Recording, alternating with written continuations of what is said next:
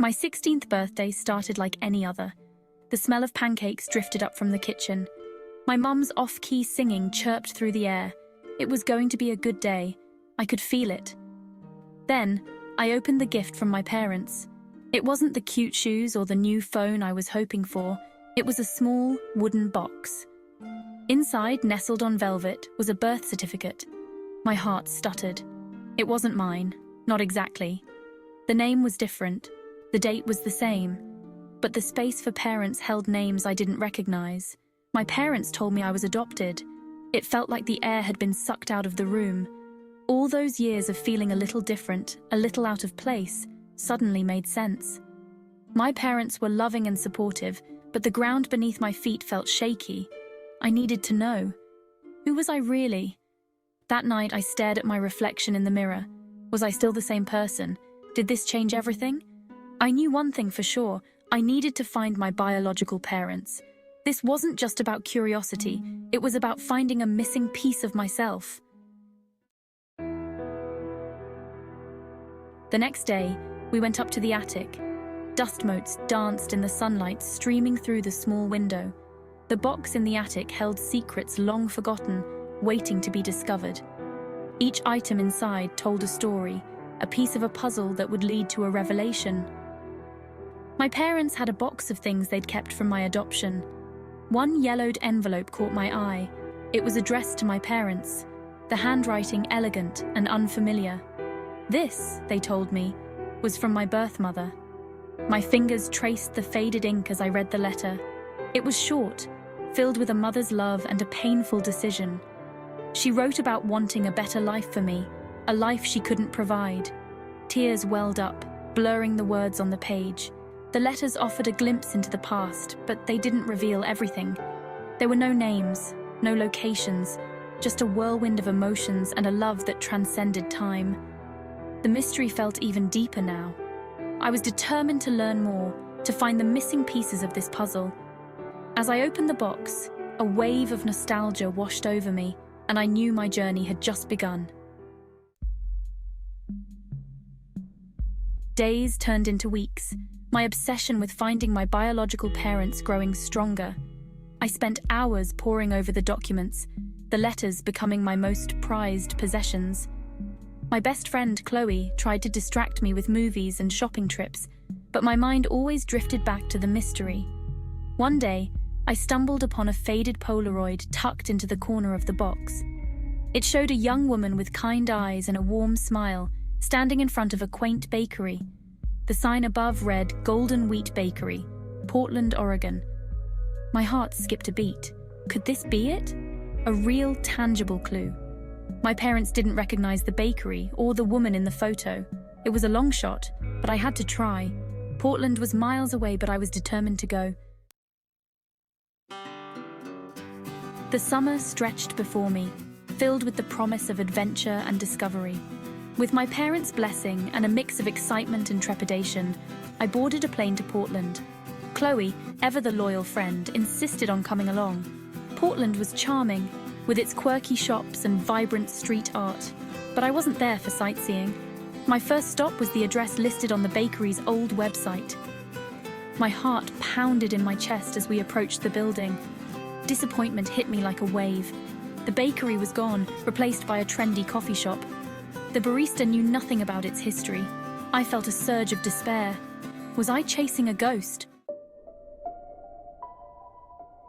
Despite the setback, I refused to give up. I spent the next few days visiting libraries and historical societies, searching for any mention of the Golden Wheat Bakery. Chloe was a pillar of strength, her optimism a welcome counterpoint to my growing frustration. We tracked down old city directories and newspaper archives, piecing together fragments of information. We discovered the bakery had closed down 10 years ago. The owner, a woman named Eleanor Wright, had retired and moved away. The trail was growing cold, but I clung to the hope that Eleanor might know something.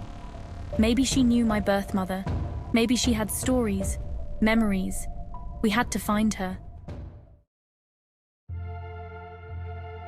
My excitement had waned, replaced by a dull ache of uncertainty. The trip to Portland had yielded more questions than answers. Back home, disappointment gnawed at me. Was I meant to find my biological parents? Or was this search destined to remain unfulfilled? Was I chasing a dream? My mysterious illness became another puzzle to solve, adding another layer of complexity to my already tangled life. Tests came back inconclusive. Doctors were baffled. I started experiencing dizzy spells, bouts of fatigue that left me drained and breathless. Then, a new challenge arose. Was there something in my family history, something I didn't know? Was this somehow connected to my past? Fear crept in, whispering doubts in my ear. The need to find my biological parents became more urgent than ever. One evening, while researching online, I stumbled upon a medical forum. People shared their experiences with rare illnesses, offering support and advice. As I scrolled through the posts, one phrase jumped out at me: familial Mediterranean fever. The symptoms described mirrored my own. A hereditary condition, the forum explained, often found in people of Mediterranean descent. My heart pounded in my chest. My adoptive parents had told me they had very limited information about my biological family's medical history. Could this be the missing link? Hope, fragile yet tenacious, flickered within me. If my illness was genetic, finding my biological parents wasn't just about curiosity anymore. It was about understanding my health, about potentially finding a cure. My search had taken on new urgency, a life-or-death dimension.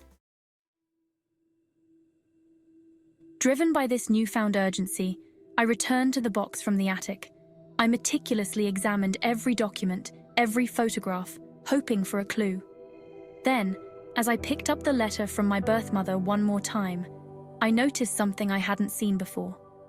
On the back of the envelope, written in a shaky hand, was a name and address.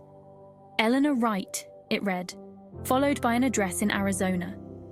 It was the same name as the bakery owner in Portland.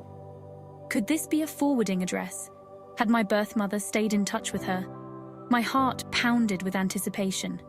It was a long shot, but it was all I had. I spent the next few days drafting a letter to Eleanor, pouring my heart out, sharing my story, my search, and my hopes. I mailed it with trembling hands, praying for a response. Weeks turned into an agonizing wait. I checked the mailbox obsessively, each day met with disappointment.